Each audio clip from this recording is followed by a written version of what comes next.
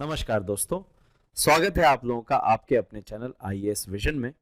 आज हम लोग जिस बारे में बात करने जा रहे हैं वो है the threat, looming threat of ISIS के, या हम यूं कहें आईसिस खुरासान, और इसके साथ में इंडिया को क्या ट्रबल्स फेस करनी पड़ेंगी। थोड़ी सी मैं आपको बैक स्टोरी देता हूं। अभी कल ही की बात है और परसों की, बहुत ही सिवियर बॉम्ब धमाके हुए काबुल एयरपोर्ट के पास और उसमें करीब 100 लोगों की मृत्यु हुई, जिसमें 13 अमेरिकन कमांडोज भी थे। इवैक्यूएशन प्रोसेस बहुत ही तेजी से जोर पकड़ चुका है क्योंकि 31 अगस्त लास्ट डेट है, डेडलाइन है, जिसमें सारी की सारी एलाइड फोर्सेस को वहां से निकल जाना है। उसी में एक बॉम्ब ब्लास्ट होता है, बहुत ही बड़ा नुकसान होता है। आत्मघाती हमले, 3 आत्मघाती हमले हुए, उसमें 100 people were dead and many were injured. और इसकी जिम्मेदारी ली एक ऐसे टेररिस्ट ग्रुप ने जिसका नाम है आईसिस के और आईसिस खुरासान, राइट। अब ये जो टेररिस्ट ग्रुप है जिसने इसका आपका जिम्मेदारी ली, ये एक बहुत ही बड़ा रेडिकल ग्रुप है। Radicalization and extremism at its core, inspired by ISIS of Syria, Iraq and Libya. उस रीजन के, उस प्रांत के, उस क्षेत्र के आईसिस से इंस्पायर्ड हुए कहा जाता है। सोर्सेज हैं और सच्चाई भी है कि जब आईसिस वहां मिडिल ईस्ट में खत्म होने लगा तो कुछ लोग यहां आ गए, बिकॉज अफगानिस्तान को उन्होंने एक अपॉर्चुनिटी के रूप में देखा। कुछ पाकिस्तान तालिबान से टूट के एक्सट्रीमिस्ट उन्होंने उनके साथ जुड़े और एक ISIS के, एक टेररिस्ट ऑर्गेनाइजेशन का जन्म हुआ।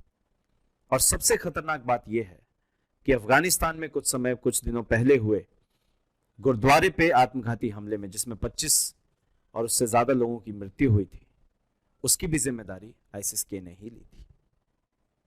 इंडिया के लिए क्यों एक थ्रेट है, प्रॉब्लम क्यों है, उसके बारे में मैं जरा आपको बताना चाहूंगा। हालांकि आज ही की अपडेट है कि जो बाइडेन ने कल कहा था कि we will find you and we will hunt you down. आज ड्रोन अटैक हुआ जिसमें एक आतंकी मारा भी गया, ऐसी पुष्टि की गई। बहरहाल ये समय बताएगा कि किस तरीके से कहानी और आगे बढ़ती है। अब अगर मैं इंडिया के कॉन्टेक्स्ट में बात करूं तो सबसे बड़ा जो थ्रेट हम लोग, करंट थ्रेट जो फेस कर रहे हैं, वो है इवैक्यूएशन प्रोसेस में बहुत ज्यादा प्रॉब्लम्स आ सकती हैं, क्योंकि इवैक्यूएशंस होने एयरपोर्ट के थ्रू हैं और वहीं पे इतने आत्मघाती हमले एक बहुत बड़ा ट्रबलिंग संकेत है। तो इंडिया का इवैक्यूएशन प्रोसेस इससे इफेक्ट होगा, बहुत ज्यादा इफेक्ट होगा।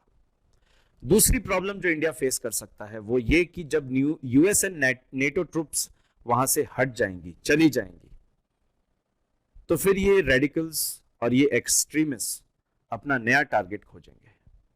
एंड बिकॉज वी नो कि ये पाकिस्तान तालिबान से कुछ जुड़े हुए सरगना, या हम यूं कहें आतंकी भी इसमें है, तो जम्मू एंड कश्मीर वाला मुद्दा तो बहरहाल इनके एकदम टॉपिक में होगा ही होगा। सो इंडिया के लिए ये एक बहुत ही बड़ा अभी नहीं, इमीडिएट नहीं, बट जैसे ही विड्रॉल होगा, they will find new targets, they will seek for new targets, and India according to this theory is a very very very viable target. तो ये हमारे लिए एक बहुत बड़ा सिक्योरिटी कंसर्न है। उसके अलावा अगर आप कल ही की न्यूज देखें तो तालिबान स्पोक्स पर्सन ने इस न्यूज को कंडेम किया है। हालांकि ये एक तरीके से पहली बार ही है कि एक आतंकी ग्रुप दूसरे को कंडेम कर रहा हो, उसके एक्शंस को गलत बता रहा हो। इन हालातों में अगर लेजिटिमाइजेशन ऑफ तालिबान होता है, अगर दुनिया रिकॉग्नाइज करती है कि ये एक लेजिटिमेट गवर्नमेंट है, हम इन्हें पहचान देते हैं, हम इन्हें एक्नॉलेज करते हैं, बिकॉज अगर आईसिस के से देखा जाए, कंपेयर करके देखा जाए, तो कहीं ना कहीं ये लोग उनसे मॉडरेट हैं। They are the extremist to the core. उनके रिस्पेक्ट में they are moderate and less extreme. और अगर आप इनके मतलब उद्गम की बात करें, इनके स्टार्टिंग की बात करें, तो आइसिस के ओरिजिन्स बहुत ज्यादा एक्सट्रीम हैं और उनकी जो मोटिवेशन है, जो फॉर्मेशन मोटिवेशन है, वो बहुत ही ज्यादा एक्सट्रीमिज्म को फॉलो करती है। वही अगर तालिबान की बात करें तो कहीं ना कहीं ये लोग नेशनल इंटरेस्ट को कह के इन्होंने इस्लाम in the favour of national interest इसको कह के इन्होंने शुरुआत की थी। तो आइडियोलॉजी में बेसिक डिफरेंस तो है। अगर लेजिटिमाइजेशन हुआ तो लेजिटिमाइजेशन के साथ साथ प्रॉब्लम इंडिया को यह फेस करनी पड़ेगी कि तालिबान के साथ, लेजिटिमाइजेशन के साथ इंडिया के जो इंटरेस्ट हैं, हमने जो वहां पे इन्वेस्टमेंट्स किए हैं, वो सफर करेंगे। बिकॉज तालिबान का रुख कहीं ना कहीं प्रो इंडिया नहीं रहा है। जो भी इनकी टॉक्स हुई थी इंटरनेशनल कम्युनिटी के साथ, उसमें इंडिया को बाहर रखा गया था, इंडिया को दरकिनार किया गया था। दोहा में जब इन्होंने ऑफिस सेटअप किया, चाइना से बात की, रशिया से बात की, अमेरिकन डेलीगेट्स से बात हुई, उनके साथ तो पीस अकॉर्ड्स भी साइन हुए, बट इंडिया को इन सबसे दरकिनार रखा गया था। तो Indian interest will suffer due to this. चौथा जो कि सबसे कंसर्निंग इशू है वो ये है कि आईसिस में कुछ जम्मू एंड कश्मीर के और कुछ केरला के भी यूथ हैं, यानी कि इंडिया में एक्सट्रीमिस्ट सोच को बढ़ावा ये ग्रुप दे सकता है, जो कि एक बहुत बड़ा हमारे लिए सिक्योरिटी कंसर्न है, बहुत बड़ा एक थ्रेट है, लूमिंग थ्रेट है। बिकॉज जो इनकी हमने देखा था पिछले आईसिस 1 की, या फिर हम यूं कहें शुरुआती आईसिस की, तो इन लोगों का रिक्रूटमेंट प्रोसीजर बहुत ज्यादा इन्फ्लुएंसिंग था and people were getting influenced, और ये एक बहुत बड़ा कंसर्न है हमारे लिए।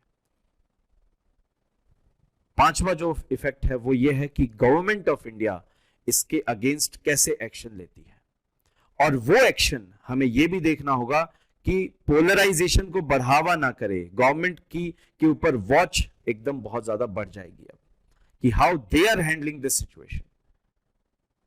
इन handling this situation, are they creating polarisation और are they bridging the gap between the two communities। तो ये एक बहुत बहुत बहुत ही बड़ा मेजर कंसर्न है जो कि इंडियन गवर्नमेंट के ऊपर आ जाता है। इन सारे इफेक्ट्स का एक्यूमुलेशन ये है कि द राइज ऑफ आईसिस के is not at all good for India. और अगर मैं थोड़ा सा हिस्टोरिकल बैकग्राउंड एक बार फिर से दूं आपको, तो इन्होंने कहा था कि हम लोग इस्लामिक स्टेट को एस्टैब्लिश करेंगे all over the world, all over the across the globe. और जब इन्होंने शुरुआती दिनों में अपने इस्लामिक स्टेट का एक मैप उजागर किया था, तो उसमें खुरासान प्रोविंस जो है, ईरान का प्रोविंस है, जो टच करता है अफगानिस्तान एंड वेस्टर्न पाकिस्तान को। बट बाद में जब 2015 में इन्होंने अपना नया मैप जारी किया इस्लामिक स्टेट का, उसमें इंडिया को भी इंक्लूड किया था। So that is why it is a major concern for India. Road ahead is very precarious and people like us have to come forward and educate our young generation to not fall into these bad traps.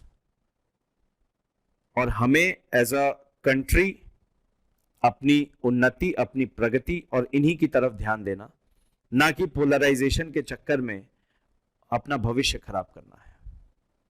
सो आशा करता हूं आपको ये topic समझ में आया हो, India के लिए क्या मेजर कंसर्न्स हैं वो भी समझ में आए हो।